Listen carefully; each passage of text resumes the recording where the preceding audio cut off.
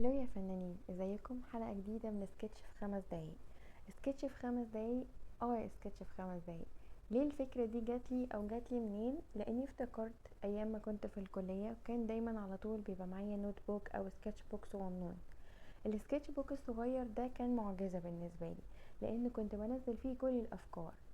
كل ما تيجي في بالي حاجة، كل ما تعجبني جزء مثلا من شبكية فن إسلامي، لقطة لوضعية حد قاعد قدام محل ولا في الشارع ماشي بشكل معين أو بيعمل حاجة مختلفة، فعلى طول على طول أشخبطها وتطلع معايا بيرفكت. يعني باخد اللقطة خلاص أنا خدتها بيرفكت كده بالنسبة لي. أنا مش عايزة يكون فيها تظل ونور، مش عايزه يكون فيها تفاصيل، انا عايزه بس ايدي تكون على طول متحركه معايا، وفي نفس الوقت سجلت فكره او لقطه ممكن جدا تنفعني. فكان لما مثلا يجي دكتور التصوير او التصميم او حتى في الخزف او اي حاجه زي كده، كان دايما بيبقى عندي لقطات جوه السكتش بوك دي، فكنت اطلع منها اللي ينفعني جوه المشروع ده.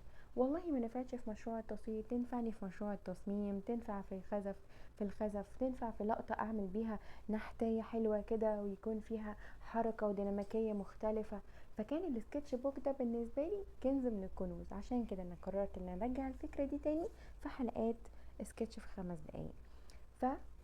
عايزاكوا دايما يكون معاكوا السكتش ده، ونرجع تاني نطلع شغفنا وناخد اللقطات دي نحتفظ بيها كل ما تعجبنا حاجة. يعني انا كان ممكن مثلا الاقي في شبكية فن اسلامي لقطة ام واخدة التكعيبات بتاعتها والشبكية بتاعتها واحتفظ بيها. وياما اشتغلت بيها كتير في قشرة النجارة، واشتغلت بيها كمان في الخزف، واشتغلت بيها كمان في التصميم، وعملت بيها تصميمات رائعة الحمد لله الحمد لله وقت ما كنت لسه بدرس. كانت الحاجة بتطلع فكرة والفكرة بتطلع فكرة، وهكذا كل دول بيدوك احاسيس ورا بعض.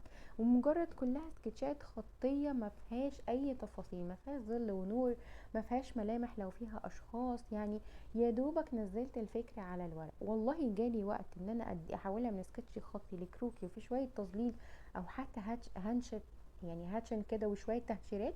تمام، ما جاليش الفرصة اخد اللقطة على طول تك تك تك بسرعة جدا واحتفظ بيها جوه السكتش بوك بتاعي. فخلونا نرجع الفكره دي تاني ونطبقها. حاولوا ان انتوا حتى لو مش عندكم سكتش بوك، هاتوا اي نوع ورق مهما كان جودته مش قويه، جمعوه مع بعض ان شاء الله بالدباسه، ولا حتى ما تجمعوش بالكليبس بتاع الورق زي الكليبس اللي انا مستخدماها في النوت بوك دي كده، نزلوا عليه افكاركم اول باول، مرنوا فيه ايديكم. السكتشات دي يا جماعه بجد بتكون بيرفكت جدا، بتمرن ايدينا وبتخلي ايدينا عندها جرأة، لان انت اصلا مجرد ما يبقى عندك الفكره، حتى لو مش جاهز معاك قلم رصاص ولا حاجه تقدر تمسحها بعد لو غلطت، بتشتغل زي ما انت بتشتغل. عشان كده برضو الحلقه المره دي بقلم حبر، عشان ما نبقاش خايفين من اي خطأ. نشتغل الكروكي، نمرن ايدينا ان احنا نعمل حاجات كتير. سكتش كروكي، قولها في دماغك كده، سكتش كروكي يعني انا مش هركز ان يكون في تفاصيل واقعية ولا مثالية ولا تظليل مرتب ولا كل الحاجات دي خالص.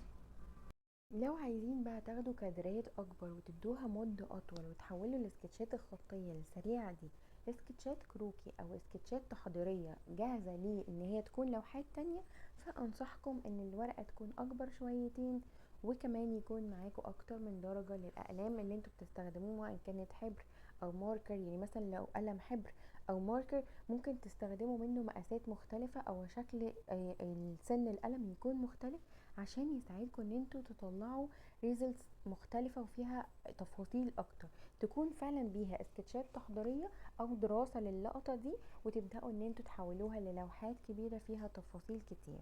ما تنسوش دي فكرة سكتش من 5 دقايق، بس 5 دقايق هتاخدوا فيها الخطوات. ويا رب تكونوا استفدتوا من السكتش ده، ويا رب كمان تكونوا استفدتوا من الفكرة. اشوفكم على خير يا فنانين. ما تنسوش تعملوا سبسكرايب لايك وشير وكل حاجة كده. قولولي كمان في التعليقات عايزين الفكرة الجاية لسكتش في 5 دقايق تكون ايه، يعني ايه اكتر حاجة حابين ان احنا نتعلمها في بس في 5 دقايق ونعمل لها سكتش. وقولي لي كمان لو عايزين خامات تانية غير الرصاص والاحبار وغيرها، قولولي برضو هنضيفها للبلاي ليست بتاعتنا. اشوفكم على خير يا فنانين. سكتش في 5 دقايق، اسراء ارت ستوديو.